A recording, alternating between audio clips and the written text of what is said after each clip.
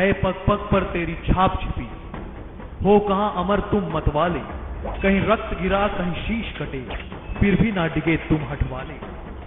तुम स्याह समेटे बैठे थे अपने जीवन के हर पल में, तुम थे तभी ये उजियारे आज हमारे आंगन में। जीवन अर्पण कर तुमने जो इस पुण्य धरा को पाला है, हर रोम रोम उपकार भरा है, ऋणी देश भी सारा है। शौर्य साहस समर्पण और बलिदान की वो अमिट वीर गाथाएं देखिए सिर्फ हमारे चैनल DA News Plus पर। नमस्कार, मैं आपके साथ हाजिर हूं शकील साजिद और आप देख रहे हैं DA News Plus का कार्यक्रम शौर्य गाथा। लोकमान्य, जी हाँ, लोकमान्य के नाम से मशहूर बाल गंगाधर तिलक भारत की आजादी की लड़ाई के एक प्रमुख नेता और भारतीय राष्ट्रवाद के अग्रदूत थे। उन्हें स्वराज के लिए उनके आह्वान, जनता को एकजुट करने के उनके प्रयासों और स्वतंत्रता आंदोलन में उनके क्रांतिकारी योगदान के लिए याद किया जाता है। उनका एकमात्र नारा था, स्वराज मेरा जन्म सिद्ध अधिकार है और मैं इसे लेकर रहूंगा। उन्होंने ये नारा साल 1916 में दिया था। इस नारे के जरिए उन्होंने देशवासियों को जगाया और आजादी की लड़ाई को नई दिशा दी। उन्हें लोकमान्य की उपाधि दी गई, जिसका अर्थ है लोगों द्वारा अपने नेता के रूप में स्वीकार करना। और महात्मा गांधी ने तो उन्हें आधुनिक भारत का निर्माता कहा था।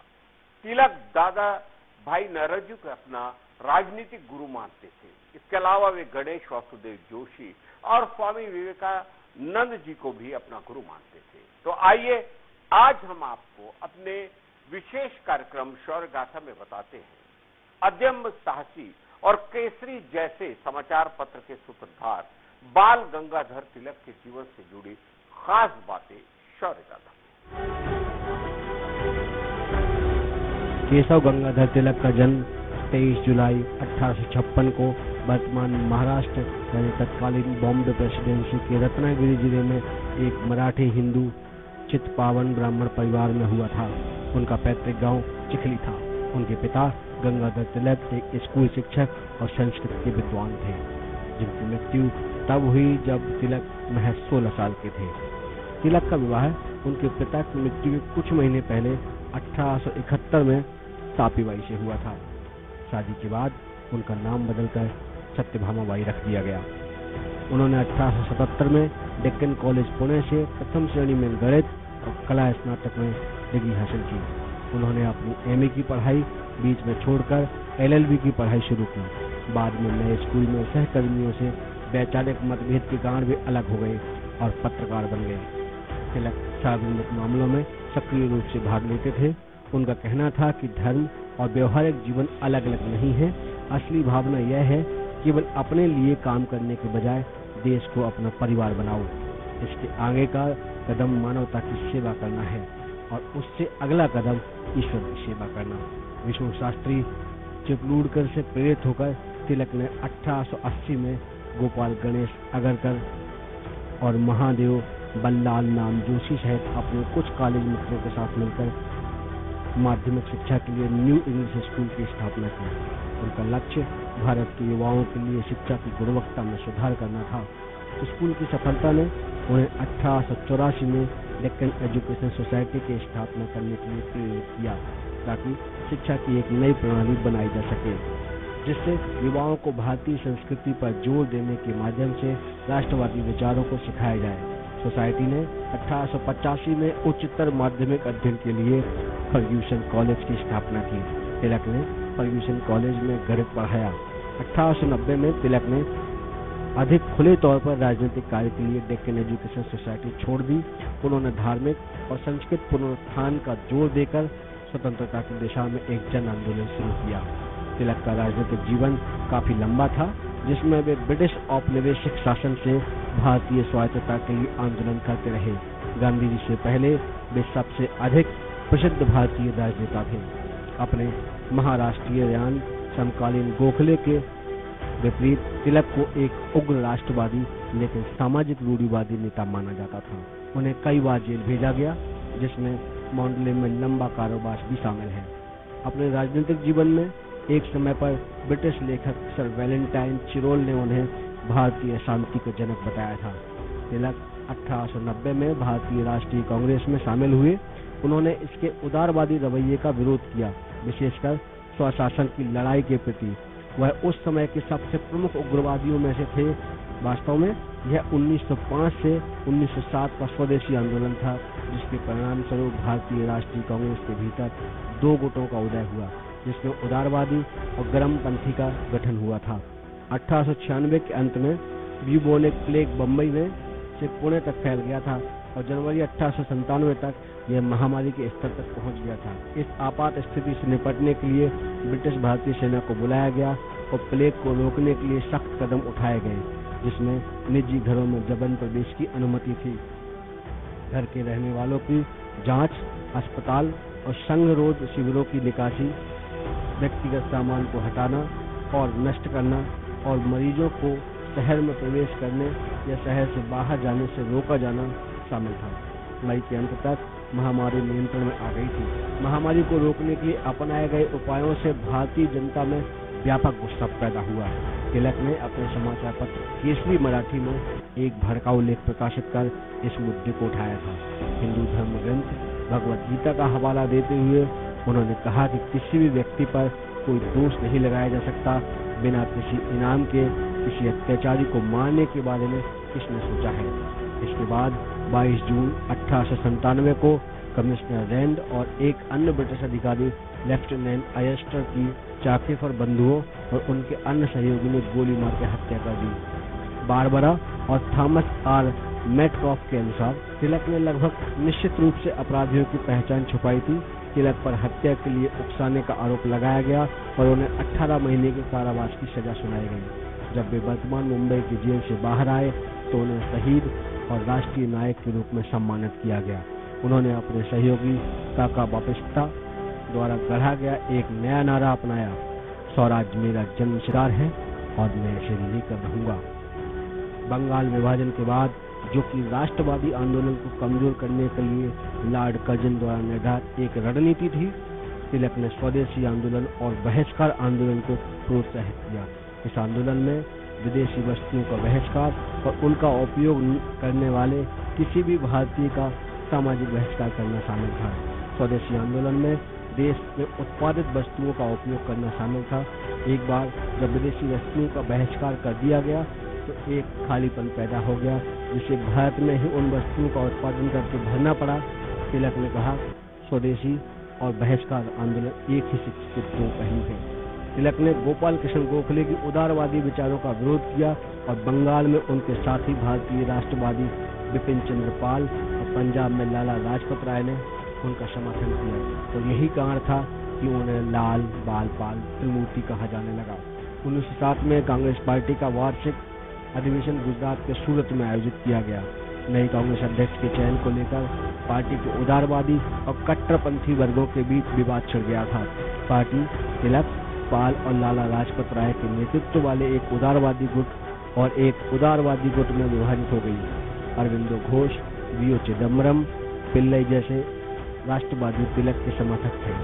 जब कलकत्ता में उनसे पूछा गया कि क्या वे स्वतंत्र भारत के लिए मराठा प्रकार की सरकार की कल्पना करते हैं, तो तिलक ने उत्तर दिया कि 17वीं और 18वीं शताब्दी की मराठा प्रभुत्व वाली सरकारें 20वीं शताब्दी की पुरानी हो चुकी थी और वह स्वतंत्र भारत के लिए एक सच्ची संघीय व्यवस्था चाहते थे जिसमें सभी लोग समान भागीदार हों। उन्होंने कहा कि केवल ऐसी सरकार ही भारत की स्वतंत्रता की रक्षा कर पाएगी। वह पहले कांग्रेस नेता थे जिन्होंने सुझाव दिया कि देवनागरी लिपि में लिखी गई हिंदी को भारत की एकमात्र राष्ट्रीय भाषा के रूप में स्वीकार किया जाना चाहिए।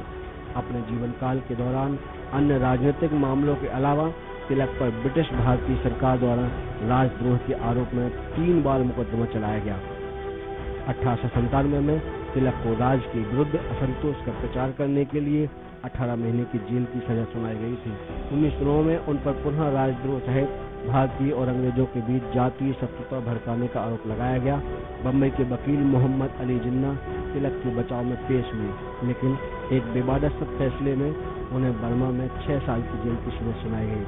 इसके बाद 1916 में जब तिलक पर स्वशासन पर दिए गए उनके व्याख्यानों के कारण तीसरी बार राजद्रोह का आरोप लगाया गया तो जिन्ना फिर से उनके वकील बने और इस बार उन्होंने मामले में बरी करा लिया। 30 अप्रैल 1908 को 2 बंगाली युवकों प्रफुल्ल चाकी और खुदीराम बोस ने कलकत्ता के प्रसिद्ध मुख्य प्रेसिडेंसी मजिस्ट्रेट डगलस किंग्सफोर्ड को मारने के लिए मुजफ्फरपुर में एक गाड़ी पर बम फेंका, लेकिन दुर्घटनावश उनमें यात्रा कर रही 2 महिलाओं की मौत हो गई। पकड़े जाने पर चाकी ने आत्महत्या कर ली और बोस को फांसी दे दी गई। तिलक ने अपने समाचार पत्र केसरी में क्रांतिकारियों का बचाव किया और तत्काल स्वराज की मांग की। सरकार ने तुरंत उन पर राजद्रोह का आरोप लगा दिया।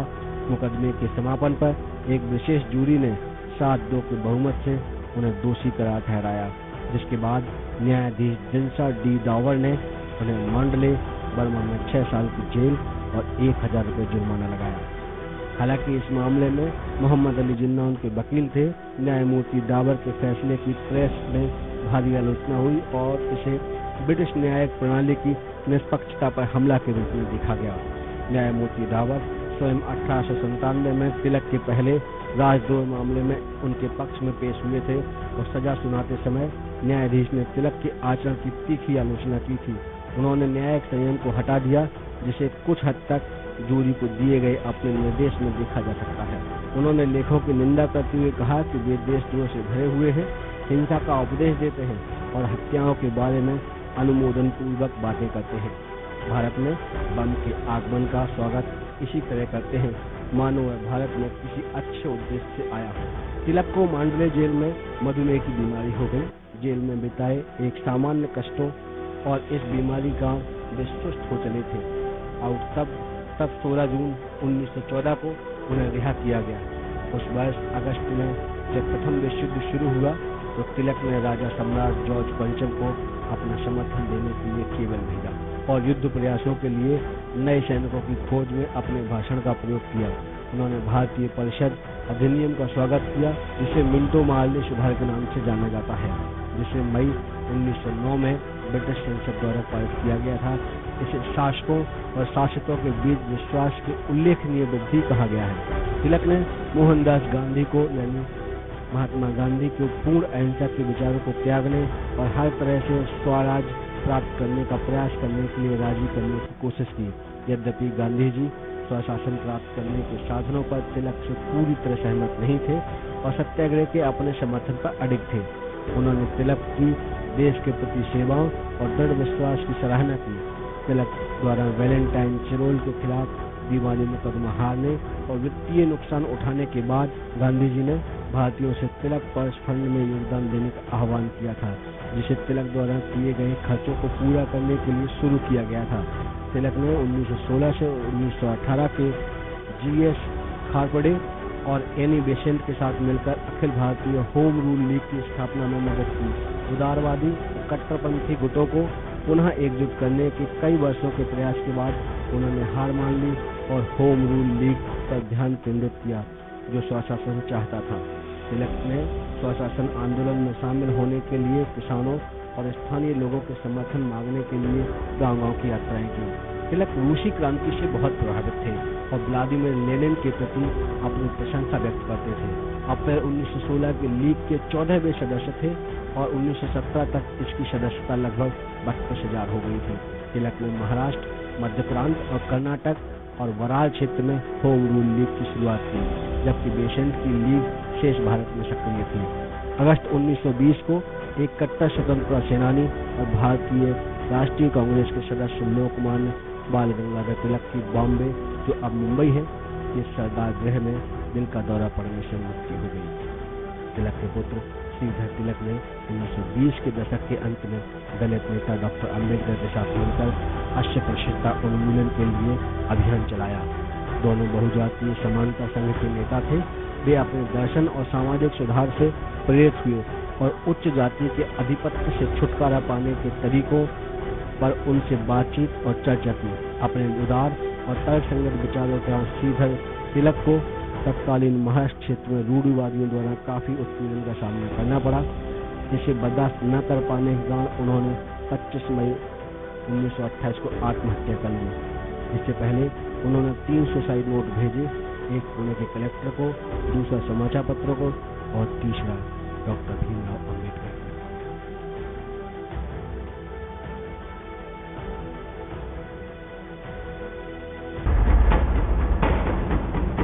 है पग पग पर तेरी छाप छिपी, हो कहां अमर तुम मतवाले, कहीं रक्त गिरा कहीं शीश कटे, फिर भी ना डिगे तुम हटवाले। तुम स्याह समेटे बैठे थे अपने जीवन के हर पल में, तुम थे तभी ये उजियारे थे आज हमारे आंगन में। जीवन अर्पण कर तुमने जो इस पुण्य धरा को पाला है, हर रोम रोम उपकार भरा है, ऋणी देश भी सारा है। शौर्य साहस समर्पण और बलिदान की वो अमिट वीर गाथाएं देखिए सिर्फ हमारे चैनल DA News Plus पर।